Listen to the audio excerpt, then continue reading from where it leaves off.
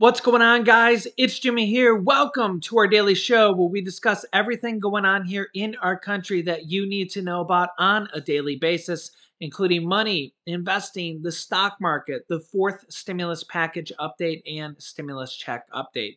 If you haven't subscribed to our YouTube channel yet, make sure to click the subscribe button down below. It's completely free to do so. And remember that new videos come out here every day at 10 a.m., 3 p.m., and 8 p.m. Eastern Standard Time. And also, thanks so much for hitting the like button for us down below. Ukrainian President Zelensky visits the city of Bucha and says that because of the atrocity that has happened there, Russia basically executed civilians there, and it's nothing short of war crimes there, and it's literally shocking the world here right now. A lot of these civilians have their hands tied behind their back, and up to as many as 300 or more civilians now. And the question here is what is going to happen? Of course, Russia denies it. Of course, Russia denies everything. They don't admit anything, literally anything.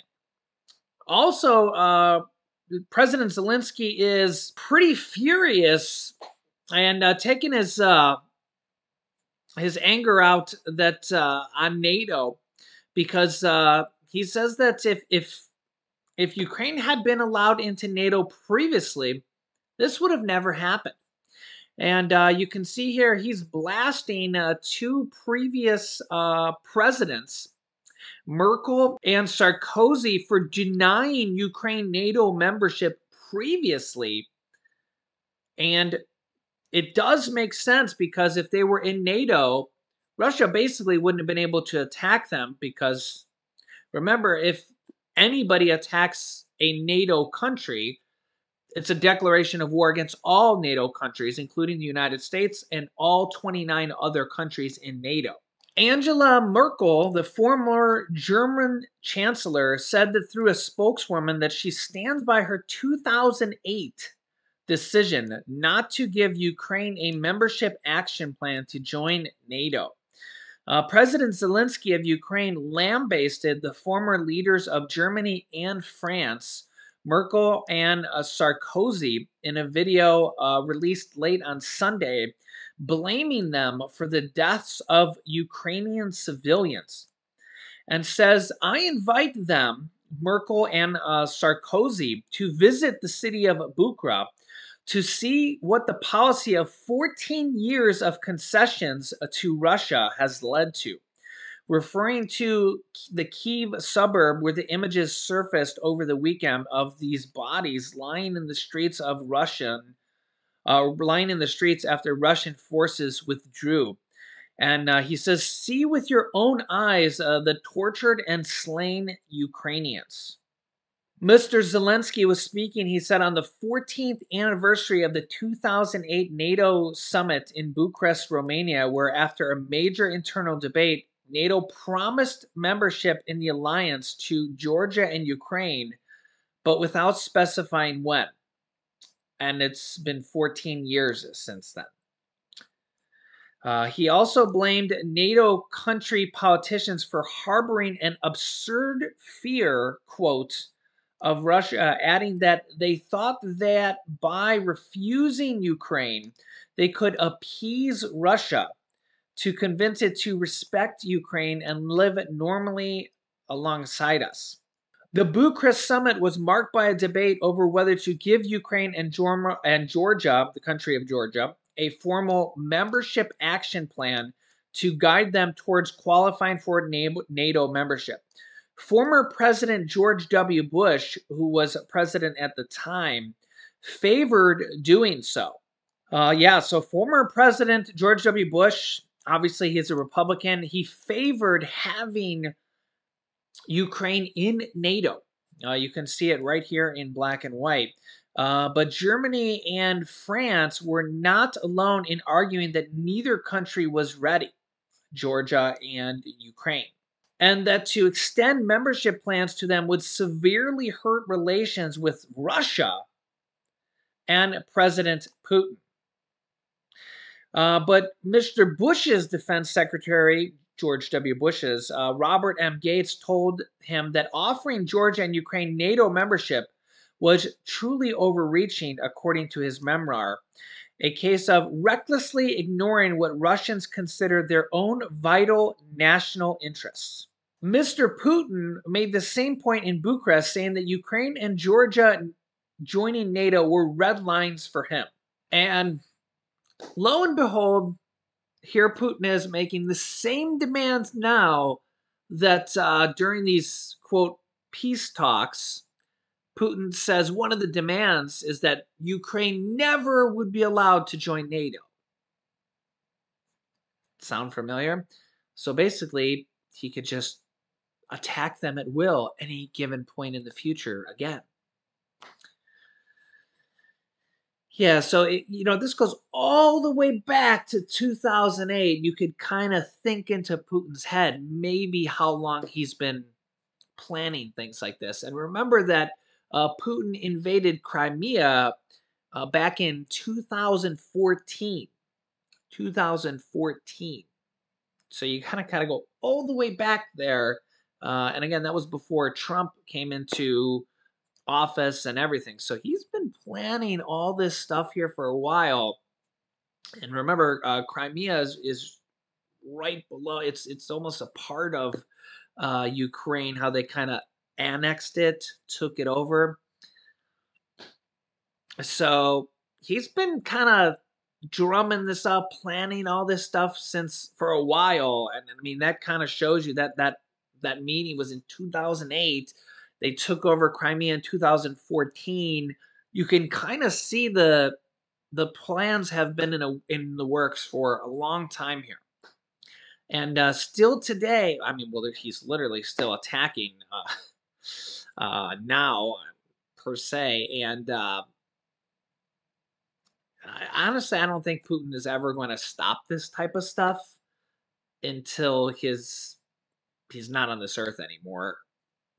I mean, you let me know your thoughts in the comments, but really, truly sad. Really, truly sad. Remember, this is affecting everybody because, NATO is, if you attack any country in NATO, it's a type of World War III type of situation. Any country in NATO gets attacked, all of NATO has to defend them. Okay, it's a World War III type of situation. So Poland gets attacked, the United States gets attacked, anything like that. All of NATO has a treaty that they all defend each other. Okay, all 30 countries, NATO is United States is part of NATO. So, and even you've seen their former President George W. Bush said that Ukraine should have had a path to join NATO all the way back to 2008. And if they had been able to join NATO, none of this would have happened because, Putin can't even take over a major city in Ukraine, let alone take on 30 countries. So, I mean, yeah, it's just how things could have been different, how things could have been major different here today. If they had been allowed to join NATO, none of this probably would have happened. If only things could go back and times could have changed. Think about what gas prices and oil prices would be today. We'd have no Ukraine conflict right now, potentially. And thousands of lives would be different. Millions of lives would be different because people wouldn't have to fled the country and lost their homes. Think about how different things could be right now. Here's what President Biden had to say. Check this out. You saw what happened to Ruka. This warrants him. He is a war criminal. But we have to gather the information. We have to continue to provide Ukraine with the weapons they need to continue the fight. And we have to gather all the detail so this can be have a war crime trial. This guy is brutal. And what's happening in Bucha is outrageous. And everyone's seen it. Up to Allah. Genocide? No, I think it is a war crime. going to do about it, sir? Are you going to do more sanctions on Russia? I'm seeking more sanctions, yes. I'll have time to announce that to you. Can you hold Putin accountable, though? You called him a war criminal. He should be held accountable. Without sanctions? Well, no. What else can you do? No. Go the war crimes up. Yes, I'm going to continue to add sanctions. Thank you. I'll let you know. Yeah, so let me know your thoughts here in the comments. Meanwhile, we have some governors in our country here, some state governors that are on the move, doing some, making some significant moves here. Check this out. Kentucky's governor has vetoed a plan that would have erased food stamp benefits for over 500,000 people. Yeah, you can see here more than 500,000 food stamp claimants could get $100 benefits for an extra month after a government battle within the state of Kentucky. Yeah, you can see here Kentucky's governor vetoed that plan. They wanted to, the Kentucky state legislature wanted to get rid of it for 500,000 people, and the Kentucky governor, Governor Beshear, who is a Democrat, vetoed it. Yeah, it says now that Governor Beshear has made a decision, he can expect to square off with state Republicans who may try to override him. And Kentucky is the state of Mitch McConnell, who's been, Senate Minority Leader, leader of the Republicans for a long, long time. So Republicans in Kentucky may try to override him. He's a Democratic governor. So there's a bit of a power struggle there between Republicans and Democrats. Here's what the governor has to say there. Kentucky Governor Beshear vetoed a plan that would take away emergency food stamps. So they had passed this bill, and he said, no, I'm not going to let this happen. The announcement came in a video posted to YouTube. In the video, Governor Beshear explains his reasons for vetoing the General Assembly bill. He says, quote, "It comes down to this simple question," he said, "do you want our struggling seniors and kids to be able to afford enough food as we navigate out of this pandemic? I certainly do." Good for him. Good for him. The bill would have ended pandemic health emergency benefits 6 weeks early. Honestly, good for him. This is the kind of stuff that I honestly wonder what lawmakers are thinking. They want to take food benefits away from, as you can see the quote directly here from the governor, struggling seniors and kids to be able to afford enough food as we navigate out of this pandemic. Do people not have a heart or a soul? How do politicians vote against doing stuff like this? It's like the old Disney movie Scrooge McDuck, where he's literally like robbing from the poor so that he can add more gold coins to his stash. And then eventually he realizes that what's the point if he has no friends and no family? Eventually he realizes it, right? At least in the movie, but I don't know if that always happens in real life. But we've had 2 of these stories here. If you've been watching my channel here, one that the governor actually realized it and vetoed what the state was trying to do. The other one was a governor who didn't even accept the money from the federal government, which is literally just kind of insane to me. It was for federal rent assistance money, which the federal government just gives to the states. And the governor, who was worth $50 million personally, said, oh no, our poor doesn't need it. We're just not even going to accept it. And it just reminds me of the Scrooge story. we don't need money for our poor. Like, how do these politicians get voted in? Or maybe they don't maybe people don't realize it at first when they're voted in for the first term. But how do these people get reelected? I don't know. I don't know. It's really truly a sad story. You can let me know your thoughts in the comments if you disagree. But good for this governor. Good for this governor for saving 500,000 people, seniors and children, food benefits, money for food. Again, let me know your thoughts if you think I'm crazy or if I'm out of line here. But I say bravo to that governor. Yeah, to finish up the story, House Republican leadership pushed through a resolution last week in the state of Kentucky to move the end of the emergency pandemic for the state up to March 7th from April 14th. If the veto is eventually overridden by the governor, remember you can override a veto even for a state governor. 544,000 Kentuckians will lose extra food stamp benefits worth around $100 each. If not, they will get them for one extra month. I'll do a food stamp SNAP benefit updates here as well for the country here for the month of April here. In one of the upcoming videos, so stay tuned for that. Emergency food stamp benefits have helped millions of families buy groceries during the pandemic, but they're set to expire soon unless the government extends those, which they could do for additional benefits to extend the pandemic as well. So I'll keep you up to date here on that as well. Yeah, you can see here, unless the government approves another extension past the April 15th deadline, states will no longer be able to provide the extra SNAP benefits. It is still unclear if the government will approve extensions between now and then. On one hand, the government has already approved an extension. As recently as January, they extended it till April 15th.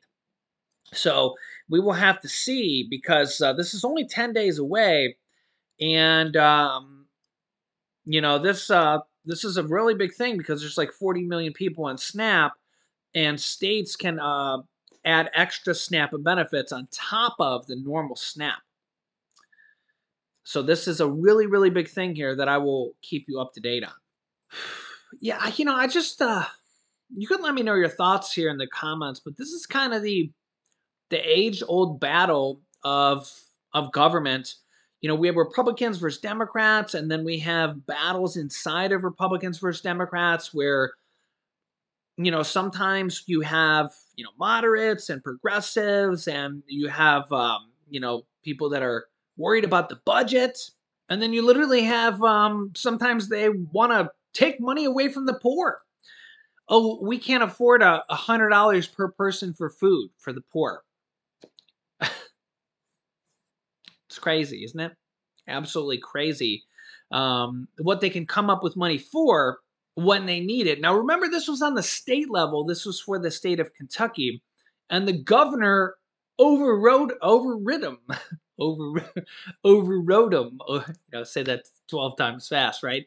So good for the governor of Kentucky. I mean, again, it's just my opinion, but 544,000 people are going to continue to get extra food assistance. And I mean, these are seniors, these are children, these are low income people that are, starving, that need, food, for lack of a better word. It's literally food benefits. And I mean, right now, you got to think it's like one of the highest times of ever needed ever. Inflation and food is right now, it's just insane. The cost of everything. And what does Kentucky legislature want to do? They want to take food benefits away from the poor in their own state. Can't make this stuff up. Literally can't make this stuff up. Let me know your thoughts. It's kind of weird because all these other states are trying to pass stimulus checks and gas relief and tax cuts and all these additional things here.